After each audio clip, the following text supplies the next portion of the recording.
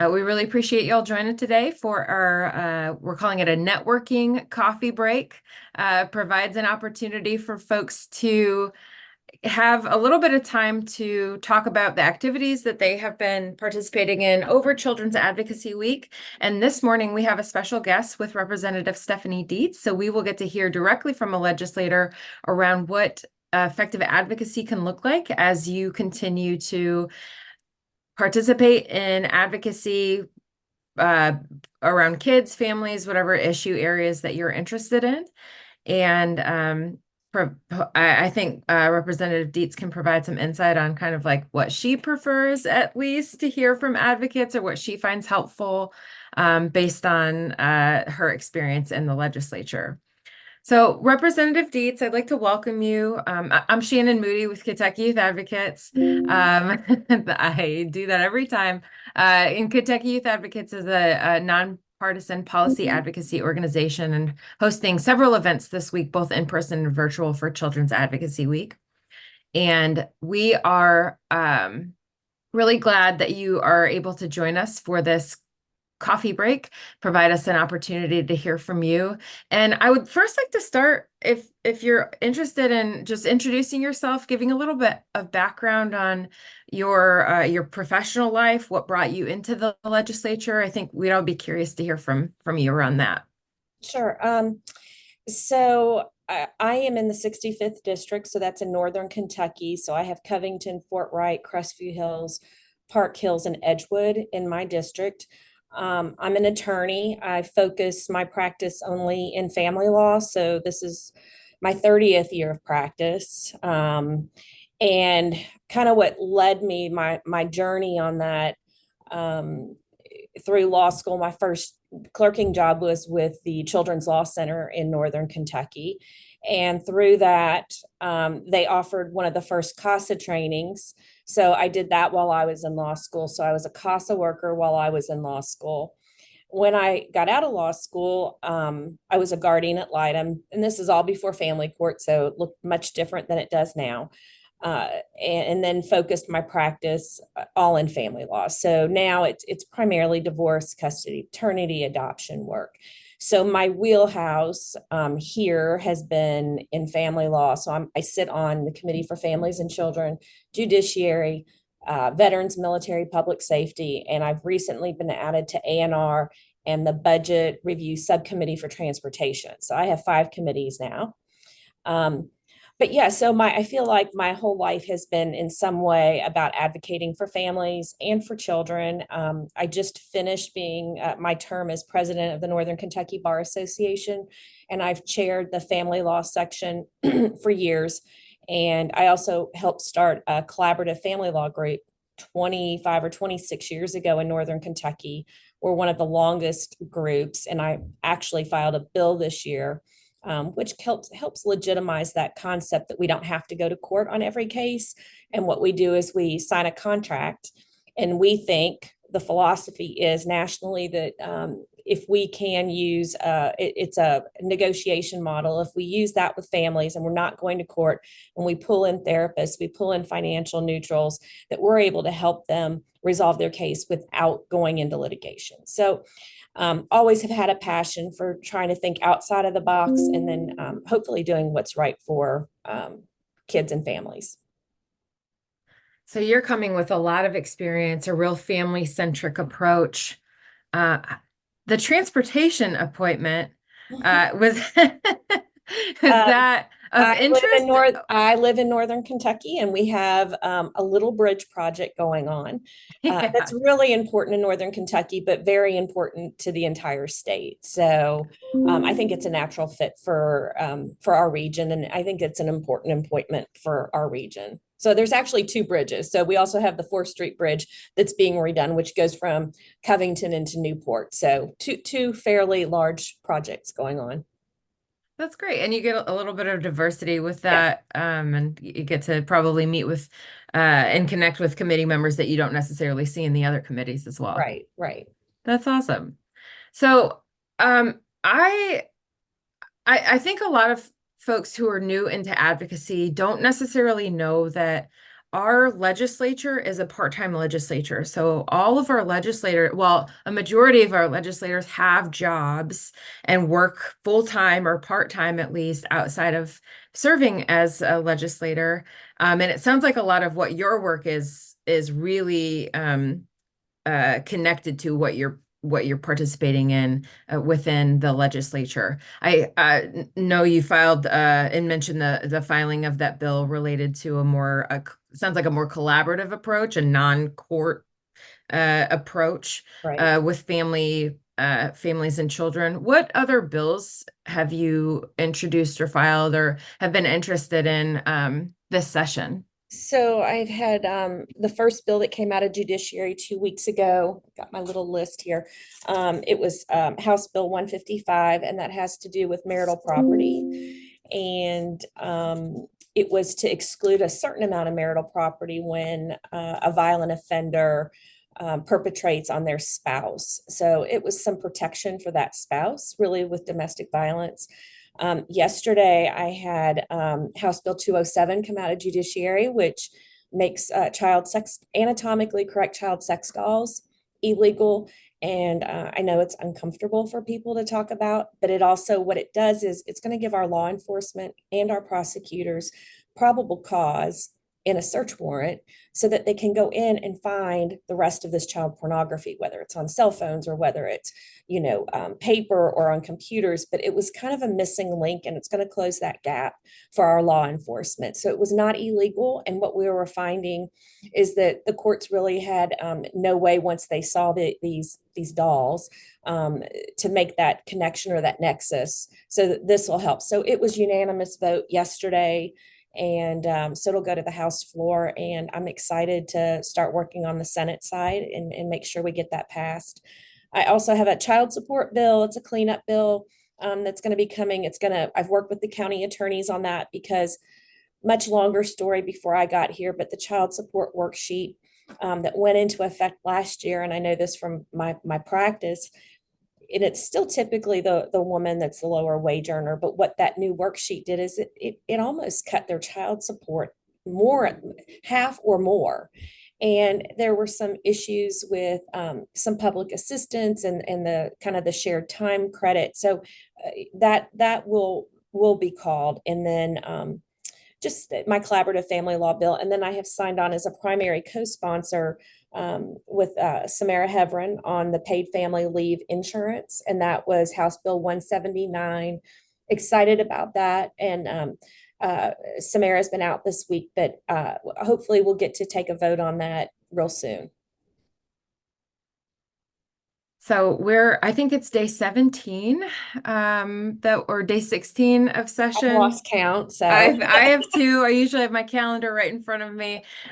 So we are, we're maybe a fourth of the way through session. It sounds like you've already had some really good progress on some of your items, but there's still a fair amount of session left to go, including the budget moving and I'm sure a lot of other bills being filed and moved. There's quite a few weeks left to file bills even. right. So for folks who are newer into this advocacy space, do you have recommendations on if they see a bill that they want to support or they see a bill that they have some concerns around, how best should they approach that? What could that look like in a successful way? Yeah, so individually, I know I check all of my own emails. So, and I reply to them. So, especially when we're in session like now, it takes me a lot longer to reply because, for instance, we have House Bill 5 right now, and that it's a lot of form letters. And I would say, one, as much as I appreciate everybody, sending a form letter, that's not going to be as impactful as sending me a personal letter. And if I know you and I recognize your name, I'm going to make it absolutely more personal. But one is email. That's the best way because we read them. We may not get to reply right away, but I know I'm reading them. The phone calls kind of go into the system. You can leave a message, and that's fine. We're still getting the message because we get a sheet every day with our messages. So it's sort of the same as email. if you're advocating on behalf of a group, I would always suggest trying to make an appointment. Also knowing that, you know, we gavel in at 2, we have bill review at 1. It's a short window in the mornings, and then we have committees. So we are trying to squeeze in appointments, and they're like 15-minute appointments. So whatever I can get ahead of time, whether it's a one-sheeter or just an email letting me know what we're going to be discussing, it helps me a whole lot so I can get prepared for that meeting. That was incredibly helpful. You covered quite a few items there and really appreciate the insight. Representative, this is your first term, right? This is the second year of your first term, is that Right. correct? Yep. So you've got a year under your belt. This is your second session, long session. Um, have you had an opportunity to meet with groups or young people where they brought, whether it was data or a story that really got you thinking about something that you hadn't previously, or has there been conversations that have been, and obviously, anonymity is totally fine, but like, are there things that have really struck you when there are people talking to you about different items that they're interested in? Yeah, and I think, I haven't had any youth groups come. I was actually talking to Representative Raymer yesterday, and she is working on a vaping bill and has been working very, very hard on that. But she had a group, I think it was Representative Pollux from his district, and he walked him down to her office, and we were talking about it last night. And I said, that's who you need to have testify at your committee meeting.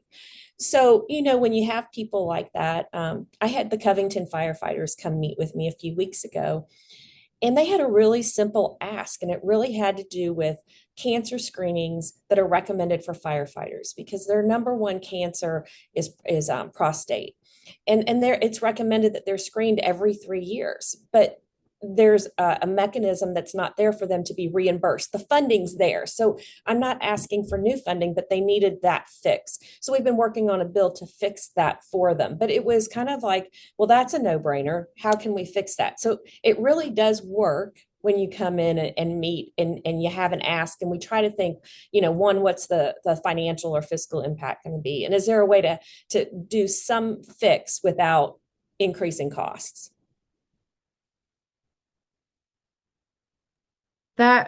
So clear, concise point, kind of low hanging fruit, or just like really common sense Yes. items. I've got a question in the chat, and it is from a friend, Brandy. Her daughter is working on some items, and she's trying to get meetings for a bill that she has been working on with with Representative Witten, and I think Senator Tishner, is struggling to get on legislator schedules. Would you have any advice on trying to get on somebody's calendar? Sometimes it's just hard. I mean, I've got people that are asking, and like I said, they just added 2 committees for me. So that's 5 committees. And we start sometimes at 8, and then you're in a work Mhm. group, and then you're going to bill review. So you just got to be persistent, and it's no hard feelings. It's just it's timing, and then you're on the floor, and usually we're walking over to the Capitol at 1:30, Yeah. and we have no idea every day how long we're going to be there. Today, I suspect we're going to be there for a long time because of what we're going to be dealing with. So it could be 5, 6, or 7. I have no idea. So I would say most of us tend not to schedule in the afternoon so that we're not being rude to the people and taking up your time and having you sit there at 4 o'clock, and then we're in session until 6. Yeah. Yeah. So maybe it's taking a look at And the long term, I committees. mean, and Oh in yeah. and during the interim, Yeah. that's a big, I didn't realize that because we just went through our first interim, and I took a lot of meetings at home, Mm, did a lot of coffee meetings, and then we're allowed 2 work days a month, which goes back to your point that we're part-time. So what we're permitted, we're allowed to come for our interim committee meetings, but then we're allowed 2 work days a month. And so I mm, try to book on those days. And other than that, we're not supposed to be here. So during that interim, but that's a great time to kind of talk to your legislator and mm. kind of vet things that you would like to see come out of the next session. Yeah, that makes a lot of sense. And then Brandy had mentioned maybe dropping off a flyer with Sure. information to their office. Yep. Yeah. Representative Dietz, I know you're short on time, so I want to be cognizant of that. Any other advice or thoughts about if you're new to this, if maybe you're a little intimidated? I know you're a new legislator, so I don't know how engaged you were with the legislature before you got here, but for folks who may be a little intimidated, do you have any advice? Don't be intimidated. We're all normal people. I think the hardest part is exactly what you said. I still have a full-time job. And it's my own practice, so it's a business on top of it, and I have employees. So, that's new for me is time management, which actually probably is one of the reasons I'm here is because I feel like I'm really good at time management and type A personality. But I would not be intimidated. I mean, it's the nice part about being part-time legislators is we're not full-time politicians. So you have farmers and you have educators and you have people that were, stay-at-home parents and lawyers and doctors and pharmacists. So what's so great is we have all this expertise that we can draw from. So I would not be intimidated. We're your neighbor, were the person that you would trust to come in to see, for if you were a doctor or a lawyer or a pharmacist. So I wouldn't treat it any differently than if you were at home scheduling a meeting. Thank you for that. I know it can be a little nerve-wracking for folks, and just meeting new people in general can be, a little Yeah, bit nerve-wracking too. But I want to be mindful of your time and keep it to 20 minutes. Does anyone have any additional questions for Representative Dietz that they would like to either unmute themselves for or drop in the chat? easy peasy. Agree. Super helpful tips, Representative Dietz. Thank you so much for your time Sure, today. anytime. I think if advocates would like to stay on, please feel free to stay on. But Representative Dietz, again, thanks for your service and really appreciate the insight that you brought. Sure. Thank you. You guys have a great day. Thanks. See ya. Bye.